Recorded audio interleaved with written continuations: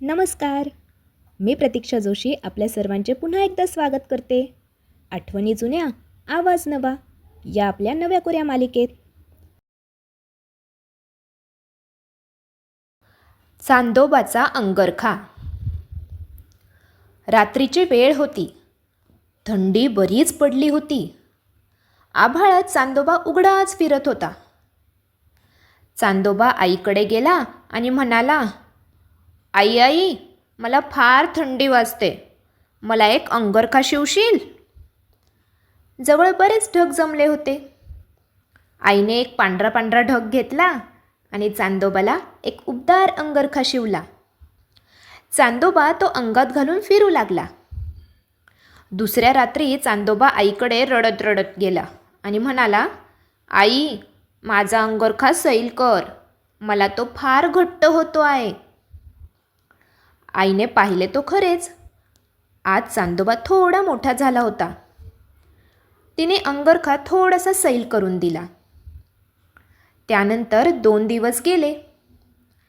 तिसऱ्या रात्री चांदोबा फिरून आईकडे रडत गेला आणि म्हणाला, आई, माझा अंगरखा आणखी सैल कर. मला तो फार घट्ट होतो आहे.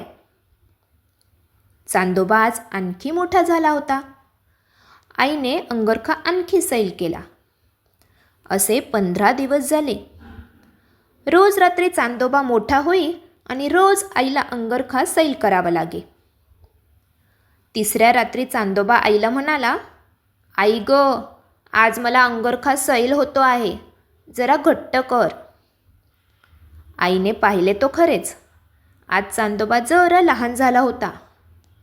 आईने अंगरखा जरा घट्ट केला. त्या रात्रीपासून चांदोबा लहान लहान होत चालला. रोज रात्री तो आईकडे रडत जाई आणि आईला त्याचा अंगरखा थोडा थोडा घट्ट करावा लागे. असे 15 दिवस गेले.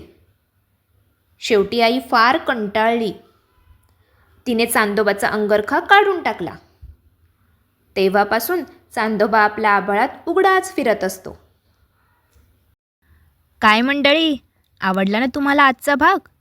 पुन्हा भेटू पुढच्या गुरुवारी एका नवीन भागात. अच्छा.